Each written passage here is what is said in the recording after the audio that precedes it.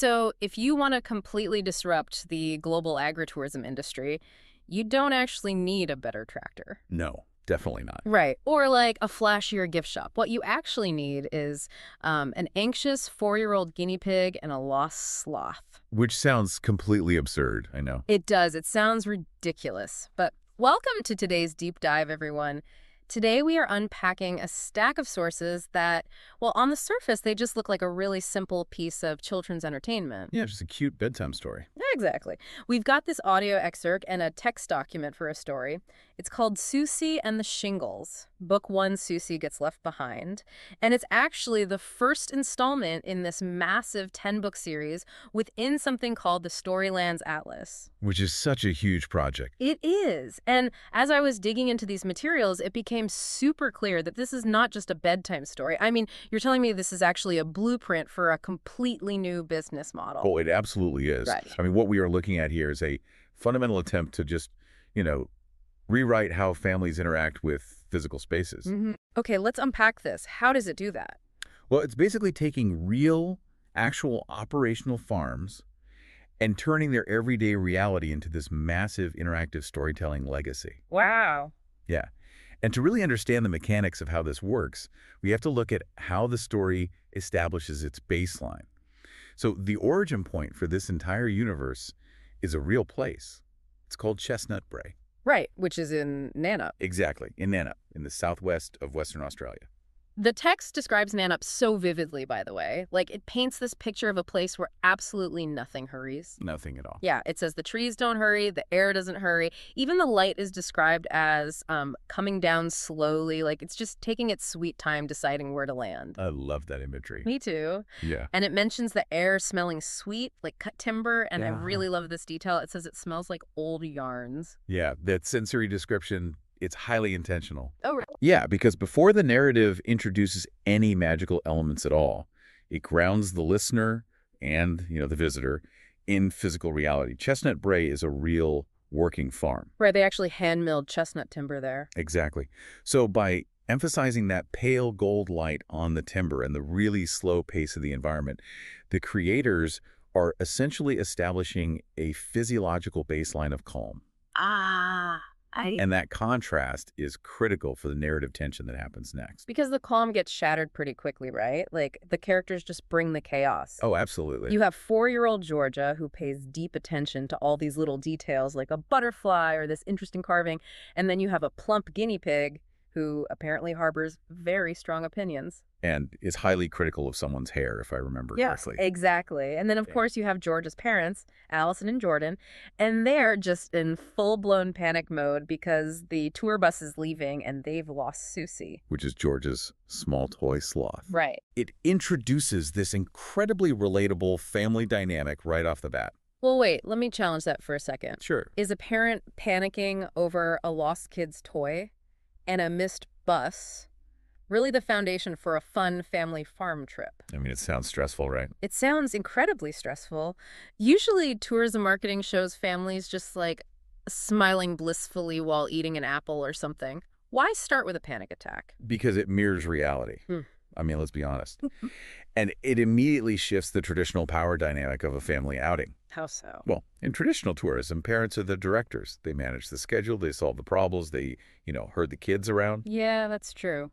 But by sidelining the parents with this logistical panic worrying about the bus, the story creates a vacuum. It actually forces the child, Georgia, and the animals to become the active problem solvers. Oh, I see. And the problem solvers here are a group called the Thunderclucks. The Western Australia chapter of the Thunderclucks, to be precise. Right.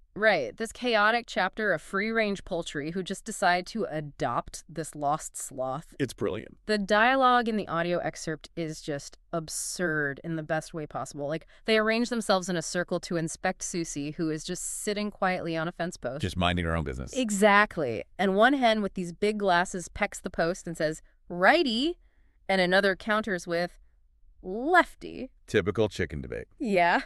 And then they just start marching Souci down toward the chestnut shingles, just babbling the whole way. One chicken complains, "I'm hungry." Another replies, "I've got gas." And a third chimes in, "You've always got gas." Yes. And then one random chicken just states, I like cats. It feels like it's operating on pure, unfiltered kid logic. It really is. It is tailored perfectly for a young audience, hitting all the right notes to be a massive bestseller.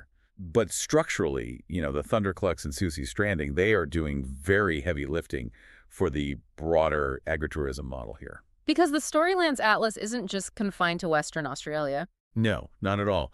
The narrative leaps all the way across the ocean to Pingle's Farm in Ontario, Canada. And the sources outline this fascinating connection here.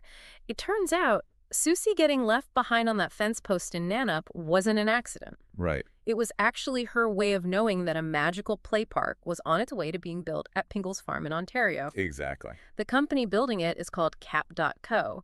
But I'm kind of struggling to see how reading a book about a park makes a physical farm better. What do you mean? Well, if my kid is just staring at a book or an app about a sloth, aren't they ignoring the actual farm we paid to visit? See, that is the crucial distinction here. The book doesn't replace the farm at all. The farm actually becomes the book. Okay, interesting. Yeah, Cap.co play parks are described in these documents as magical, physical storytellers. They aren't just generic playground equipment dropped onto a field somewhere. Right. They're actual architectural manifestations of the story itself. So how does that actually work in practice? What is the mechanical difference between a Cap.co park and, a normal neighborhood playground? Well, instead of a generic plastic tube slide or, standard swing set, imagine a massive wooden structure carved and constructed to look exactly like the chestnut shingles from the story. Oh, wow. Yeah. So a child isn't just climbing a ladder. They're pulling a specific wooden lever that the Thunderclucks used in Chapter 3 to open a gate. That's so cool. The physical environment demands that children engage with the space as if they are literally characters within the ongoing Storylands Atlas. It completely changes how kids play and how they use their imaginations. Because the lore is literally baked into the wood and the ropes. Exactly. They are an integral part to the specific park they are building at Pingle's Farm. What they've done is taken real life and made it into a magical storytelling legacy. So we are taking an actual farm in Western Australia, complete with a real chestnut miller, who, by the way, the text notes has an unforgettable body-to-hair ratio. Such a great detail. It really is. Yeah. And an actual farm in Ontario, and wrapping them both in a shared narrative. How does this disrupt the business side of traditional agritourism? Well, think about traditional agritourism. It usually monetizes the exit. Monetizes the exit. Right. You visit a farm, maybe you walk a corn maze or you pet a goat. And then the primary economic driver is funneling you into the gift shop to buy expensive jam or a t-shirt before you leave. Oh, yeah. I've bought a lot of that jam. We all have. Yeah. But the interaction is largely passive. This narrative model, on the other hand, it monetizes attention and active discovery. By wrapping the farm in a developing mystery. Exactly. Families stay hours longer. They're actively engaged. They're hunting for clues. And they're really exploring the physical space. That heightened engagement inherently drives up the perceived and the actual value of the visit. And it redefines everyone's role, too. The sources make a big point about how this fosters intergenerational connection. Yes, that's a huge part of it. In this new model, the kids are positioned as the brave discoverers. The elders, like grandparents, for example, are positioned as the knowledge givers. They're the ones passing down the old yarns. Right. And the parents finally get to just, be parents. They don't have to be the cruise directors constantly trying to entertain the kids. It relieves an immense psychological burden on the parents. The physical space itself, guided by the narrative architecture of the play park and the book, provides all the direction. It's almost like turning a farm into a massive open-air escape room. That's a great analogy. Because in a normal escape room, the puzzle forces everyone in the family to look at the exact same lock and work together to figure it out. Right. Here, the story is the lock. It forces the parent and the child to look at the exact same physical space, like the same carved fence post or the same chicken coop, and solve it together. Exactly. And by doing that, they are breaking into a deeper emotional connection. And because they are solving it together, this shared storytelling invites families to create their own highly specific farm memories. They aren't just consuming an afternoon out. No, they are actively participating in the legacy of the farm. But, knowing the farm has this grand cross-continental legacy doesn't necessarily help a parent in the middle of a stressful moment. That's true. If you are a parent listening to this and you've ever taken a kid to a new, highly stimulating environment, you know it can go sideways super fast. fast. Oh, absolutely. So how does the story actually help a family when the magic wears off and a kid is just, like, completely overwhelmed? Well, the creators actually anticipated that exact scenario. Hmm. The sources include a dedicated section called Game Time, the Nan-Up Nature Look. Oh, I loved this part. It's so smart. It takes the macro concept of the Storylands Atlas and scales it down to an intimate, practical tool for meaningful bonding time. Yeah, I found the instructions for this so compelling. The text notes, you don't even have to be at the farm to play it. You can do it anywhere. Right. You can do this at home, in your backyard, or just walking down a footpath. You basically take Souci, or really any small toy you have on hand, place her nearby, and tell the child that she is watching. Setting the stage. Exactly. Then each person takes a turn. You have exactly 60 seconds to find items fitting specific prompts. Like a scavenger hunt. Yes. You have to find something rough, A-N-D, something smooth, something that makes a sound, an outside smell, and a place a bird might sit. It creates a really structured, time-bound mission. And then you bring all the items back, put them in a pile, and everyone has to pick their absolute favorite item. And explain why. Right. Yeah, you explain why it's your favorite in exactly one sentence. If you give a good reason, you tell the child that Souci blinks, because the lore states Souci only blinks for a good reason. I love that. But beneath all these fun rules is this well-being note for grown-ups that claims this is actually an emotional regulation exercise. It is a brilliant application of clinical psychology wrapped in play. Well, if you've ever watched a toddler spiral into a meltdown because, I don't know, a tractor was too loud or they dropped a snack, you know logic does not work. Yeah, not at all. You can't just tell their amygdala to calm down. So how does finding a rough leaf actually fix a panicked brain? What is the mechanical process happening there? The mechanism is called sensory grounding. When a child is panicking, their nervous system is locked in an overdrive loop. Right. Their brain is entirely focused on internal distress signals. But by issuing a highly specific, time-bound physical directive like find something rough and smooth, within 60 seconds you are literally hijacking their sensory inputs to force a neurological reboot. Wow, hijacking the inputs. Exactly. You force the brain to reallocate its processing power away from the internal panic and toward the immediate tactile external environment. It interrupts the panic loop by giving the body a mandatory assignment. Yes, you are engaging touch, sight, and smell. Hmm. Furthermore, the mechanics of the game require turn-taking, which forces a slowing down of the interaction. Yeah. It establishes a predictable rhythm, which signals safety to the nervous system. And then that final step, having to explain why an item is your favorite in one single sentence that feels incredibly deliberate too. It absolutely is. It forces the brain to cross a bridge. A bridge. Yeah, it moves the child's processing from the emotional reactive centers of the brain into the cognitive expressive language centers. It equips them with the ability to articulate a thought clearly after a moment of dysregulation. That is fascinating. It is a highly sophisticated tool for calming an anxious child, presented entirely as a magical interaction with a toy sloth. It really reframes the entire concept of dealing with a tantrum in public. You aren't just, dragging a crying kid to the car. Right. You are stepping into a shared imaginary world together to solve a physiological problem.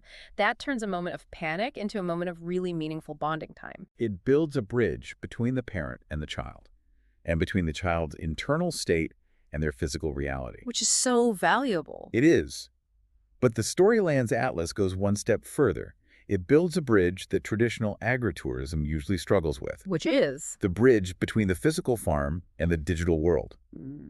This is where the whole 10-book series really builds a connected world across continents. Ah, right, the digital crossover.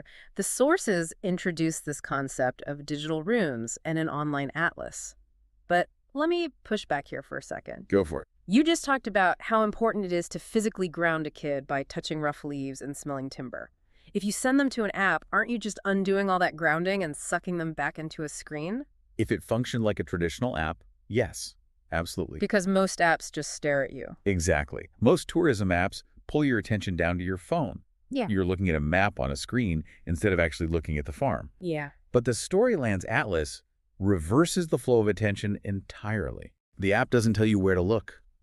The farm tells you when to use the app. Okay, walk me through how a kid actually interacts with this on the ground. Like, what are they doing? Well, when you visit Pingle's farm or Chestnut Bray, you are actively searching the physical environment for a carved shingle number. Like a literal physical carving. Yes, it's hidden in the real world. You have to touch the wood, explore the Cap.co play park, and really engage with the physical space to find it. And only when you physically locate that carved number do you go to StorylandsAtlas.com and enter the code. And the reward you get on this site is really unusual. It is. It doesn't give you points or like a digital trophy. The source says it unlocks an incomplete fragment. Right. For book one, entering the rune just gives you a single curved line. It's literally just the outline of a chestnut. And the text specifically tells the user that it won't make sense yet and that, quote, that's correct. It is leaning heavily into the psychology of incomplete tasks. The digital reward is enclosure. The reward is a mystery. Because the digital fragment is incomplete, it actively encourages the child to look up from the screen and keep exploring their physical surroundings to find the next piece. There's a prompt the Atlas gives you when you enter the code that I found so striking. It says, what did you find that you weren't looking for? That prompt right there changes the fundamental nature of visitor engagement. It really does. It trains children not to just rush from the slide to the petting zoo, but to actively scan their environment for anomalies. It validates their natural curiosity. It makes them realize that, the plump guinea pig or that weirdly shaped rock isn't just background decoration. It might actually be part of the story. Exactly. And this engagement creates a massive digital legacy for these physical farms. I mean, a kid could be sitting in their living room months later, open their digital atlas, see that fragment of a chestnut, and be instantly transported back to the smell of cut timber. And the memory of hunting for thunderclucks with their grandparents? Yes. It creates a long-lasting story that isn't dependent on being physically present at the farm anymore. Emphasizing how this model creates lasting digital legacies for physical farms it's brilliant. It really is. And, the creators really thought through how to bring that physical sensory experience home, too. Oh, with the recipes. Yes. The sources include a recipe for gluten-free chestnut brownies. It seems like such a small detail, but it's not. Not at all. Think about it. If you bake those at home, you are physically measuring ingredients, smelling the baking chocolate, and tasting the chestnuts. You are literally consuming the themes of the adventure in your own kitchen while talking about Souci. Exactly. It ties the physical taste directly back to that digital first rune fragment they unlocked online. It is a masterclass in full-spectrum world building. It really is. I mean, we've traced such an incredible mechanical journey today. We really have. We started with a deceptively simple children's story about a quiet sloth named Souci left behind at Chestnut Brae in Western Australia. We explored how that accident was actually a beacon connecting the story to Pingle's farm in Canada. Across the world. Yeah, and we broke down how Cap.co play parks aren't just playgrounds, but architectural storytellers that reshape how kids use their imaginations by embedding the narrative right into the physical structures. Which is completely changing the game. It is. We looked at how this model disrupts the traditional agritourism business by monetizing attention and active discovery rather than just, the gift shop exit. Right. We unpacked the very real neuroscience behind the nanup nature. Look, showing how parents can use sensory play to reboot their kids' nervous system during a meltdown, turning anxiety into deep bonding. A lifesaver for parents. Seriously. And finally, we saw how digital runes and incomplete fragments flip the script on screen time, using digital tools to push kids deeper into their physical surroundings and creating a lasting digital legacy for these farms. The architecture of this entire project is just phenomenal. But, there is one final detail in the sources that profoundly challenges how we usually experience tourism. Oh, what's that? At the very end of the digital crossover section, regarding the physical carved eggs or shingles you might find on the farm, there's a very strict rule laid out for the visitor. Okay. That says, the rule, don't keep the carved egg, move it on. Wow. Leaving it behind on the fence post, just like Souci? Exactly. It forces us to confront our own habits. In an era where our first instinct is to possess things, to collect souvenirs, and to hoard physical proof that we experienced something, what happens to our relationship with the world around us when we realize the true magic doesn't lie in owning the object? That is a great question. What shifts inside us when we accept that the most profound way to engage with the space is to pay close attention, add our own small fragment to the map, and then deliberately walk away, leaving the mystery intact for the next person to discover? Wow. Something to think about the next time you are out looking for something you didn't expect to find. Thank you for joining us on this deep dive. We'll catch you next time.